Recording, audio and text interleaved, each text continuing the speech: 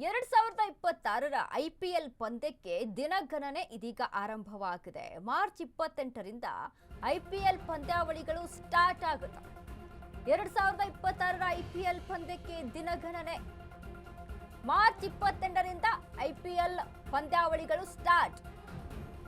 RCB SRH ನಡುವೆ opening match ನಡೆಯುತ್ತೆ. ಬೆಂಗಳೂರಿನ ಚಿನ್ನಸ್ವಾಮಿ ಕ್ರೀಡಾಂಗಣದಲ್ಲಿ ಮೊದಲ ಪಂದ್ಯಕ್ಕೆ ಸಜ್ಜಾಗ್ತಿದೆ ಚಿನ್ನಸ್ವಾಮಿ ಸ್ಟೇಡಿಯಂ. ಚಿನ್ನಸ್ವಾಮಿ ಕ್ರೀಡಾಂಗಣ ಹೇಗೆ ರೆಡಿ ಆಗ್ತಿದೆ ಗೊತ್ತಾ?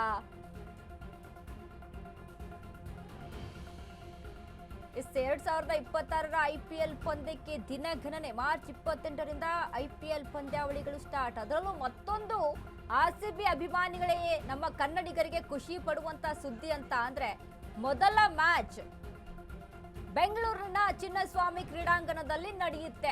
RCB ಮತ್ತು SSR ಮ್ಯಾಚ್ ಚಿನ್ನಸ್ವಾಮಿ ಕ್ರೀಡಾಂಗಣದಲ್ಲಿ ನಡೆಯುತ್ತೆ. ಮತ್ತೊಂದು ಖುಷಿ ಪಡುವಂತಹ ಸುದ್ದಿ. ಸೊ ಹೀಗಾಗಿ ಎಲ್ಲ RCB ಫ್ಯಾನ್ಸ್ ಇದೀಗ ತುಂಬಾ ಖುಷಿಯಾಗಿ ಇದನ್ನ ಕಣ್ತುಂಬಿಕೊಳ್ಳೋದಕ್ಕೆ ಕಾತುರದಿಂದ ಕಾಯ್ತಾ ಇದ್ದಾರೆ. ಯಾಕಂದ್ರೆ IPL ಪಂದ್ಯ ಈ ಬಾರಿ ಬೆಂಗಳೂರಿನಲ್ಲಿ ನಡೆಯುತ್ತೋ ಇಲ್ವೋ ಅನ್ನುವಂತ ಒಂದಿಷ್ಟು ಗೊಂದಲಗಳು ಸೃಷ್ಟಿಯಾಗಿತ್ತು.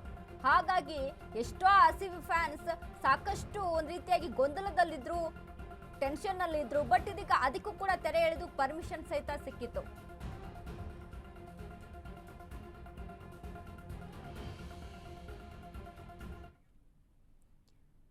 ಇದೀಗ ಮೊದಲ IPL ಮ್ಯಾಚ್ ಅದರಲ್ಲೂ ನಮ್ಮ ಬೆಂಗಳೂರಿನಲ್ಲಿ ನಡೀತಾ ಇರೋದಕ್ಕೆ ಸಾಕಷ್ಟು ಖುಷಿಯನ್ನ ವ್ಯಕ್ತಪಡಿಸ್ತಾ ಇದ್ದಾರೆ. ಇನ್ನು ಅದರಂತೆ ಈ ಬಗ್ಗೆ ನಮ್ಮ ಪ್ರತಿನಿಧಿ ಅರುಣ್ ಕುಮಾರ್ ಚಿನ್ನಸ್ವಾಮಿ ಸ್ಟೇಡಿಯಂ ಒಳಗೆ ಒಂದು ವಾಕ್ ಥ್ರೂ ಮಾಡಿದ್ದಾರೆ. ನೋಡೋಣ ಬನ್ನಿ.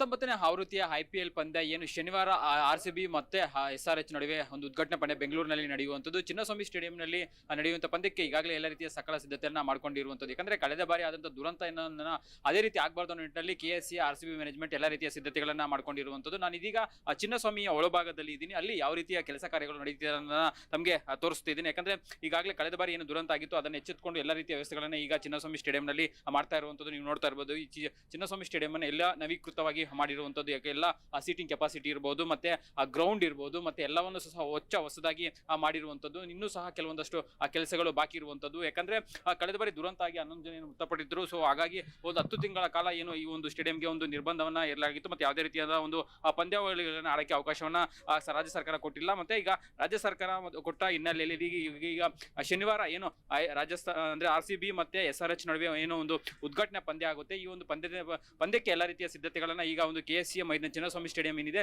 ಸೊ ಇಲ್ಲಿ ಸಿದ್ಧತೆಯನ್ನ ಮಾಡ್ತಾ ಇರುವಂತದ್ದು. ಜೊತೆಗೆ ಏನಂದ್ರೆ ಇವತ್ತು ಏನು ಸಂಜೆ ಗೃಹ ಸಚಿವರು ಬಂದು ಏನು 11 ಜನ ಮೃತಪಟ್ಟಿದ್ದು ಅವರ ಹೆಸರಿನಲ್ಲಿ ಸ್ಮರಣಾರ್ಥಕವಾಗಿ ಒಂದು 11 ಸೀಟ್ಗಳೇನಿದೆ ಅದನ್ನ KSC ಮತ್ತು RCB ಮ್ಯಾನೇಜ್ಮೆಂಟ್ ಏನು ರಿಸರ್ವ್ ಮಾಡಿರುತ್ತೆ. ಆ ಒಂದು ಸೀಟ್ಗಳನ್ನ ಯಾವುದೇ ಕಾರಣಕ್ಕೂ ಅವರು ಸೇಲ್ ಮಾಡೋದಿಲ್ಲ. ಅದನ್ನ ಅವರ ನೆನಪಿನಾಗಿ ಪ್ರತಿ ವರ್ಷ ಅದು ಹಂಗೆ ಇಡ್ತೀವಿ. ಮತ್ತೆ ಇಂಟರ್ನ್ಯಾಷನಲ್ ಮ್ಯಾಚಸ್ಗೂ ಸಹ ಅದೇ ರೀತಿಯಾಗಿ ನಾವು ವ್ಯವಸ್ಥೆಯನ್ನ ಮಾಡ್ತೀವಿ ಅನ್ನೋ ಮಾತನ್ನು ಹೇಳ್ತಾ ಇರ್ಬೋದು. ನೀವು ಇದೀಗ ನೋಡ್ಬೋದು ಗ್ರೌಂಡ್ ನಲ್ಲಿ ಎಲ್ಲ ರೀತಿಯ ಒಂದು ವ್ಯವಸ್ಥೆಗಳನ್ನ ಸಹ ಒಂದು KSC ಮಾಡಿರುವಂತದ್ದು. ಯಾಕಂದ್ರೆ ಈಗ ಶನಿವಾರ ಏನು ಪಂದ್ಯ ಆರಂಭ ಆಗುತ್ತೆ ಅದಕ್ಕೆ ಎಲ್ಲ ರೀತಿಯ ಒಂದು ಸಿದ್ಧತೆಯನ್ನ ಕೊಟ್ಟಿರುವಂತದ್ದು. ಯಾಕಂದ್ರೆ ಸೀಟಿಂಗ್ ಇರ್ಬೋದು, ಅದ್ರ ಜೊತೆಗೆ LED ಲೈಟ್ಸ್ ಇರ್ಬೋದು, ಮತ್ತೆ ಸ್ಕೋರಿಂಗ್ ಬೋರ್ಡ್ ಇರ್ಬೋದು, ಎಲ್ಲ ರೀತಿಯ ವ್ಯವಸ್ಥೆಯನ್ನ ಸಹ ಈಗ KSC ಮಾಡಿ ಮುಗಿಸಿರುವಂತದ್ದು. ಈಗ ಇನ್ನೇನು 2-3 ದಿನಗಳು ಇರುವಂತದ್ದು, ಅಂತಿಮ ಹಂತದ ಕೆಲಸಗಳು ಮಾತ್ರ ಈಗ ಬಾಕಿ ಇರುವಂತದ್ದು. ಜೊತೆಗೆ ಆ ಸ್ಟೇಡಿಯಂನ ಕೆಲವೊಂದಷ್ಟು ಏನು ಮಾರ್ಪಾಡನ್ನ ಮಾಡ್ತಾ ಇದ್ದಾರೆ. ಏನು ಪೆವಿಲಿಯನ್ ಸ್ಟ್ಯಾಂಡ್ ಇರ್ಬೋದು, ಮತ್ತೆ ಆ ಪ್ಲೇಯರ್ಸ್ಗಳು ಕುಳಿತುಕೊಂಡ ಸ್ಟ್ಯಾಂಡ್ ಇರ್ಬೋದು, ಎಲ್ಲ ಆ ಸ್ಟ್ಯಾಂಡ್ಗಳಲ್ಲೂ ನಾವು ತುಂಬಾ ನವೀಕರಣ ಮಾಡ್ತಾ ಇರುವಂತದ್ದು. ಯಾಕಂದ್ರೆ ಏನು ಹೊಸದಾಗಿ ಕಾಣಬೇಕು, ಮತ್ತೆ ಒಂದು ರೀತಿ ಸ್ಟೇಡಿಯಂ ಮುಂದಿನ ದಿನಗಳಲ್ಲಿ ಒಂದು ಅತ್ಯಾಧುನಿಕ ಒಂದು ಮಾಡರ್ನೈಸ್ ಆಗಿ ಕಾಣಬೇಕು ಅನ್ನೋ ನಿಟ್ಟಿನಲ್ಲಿ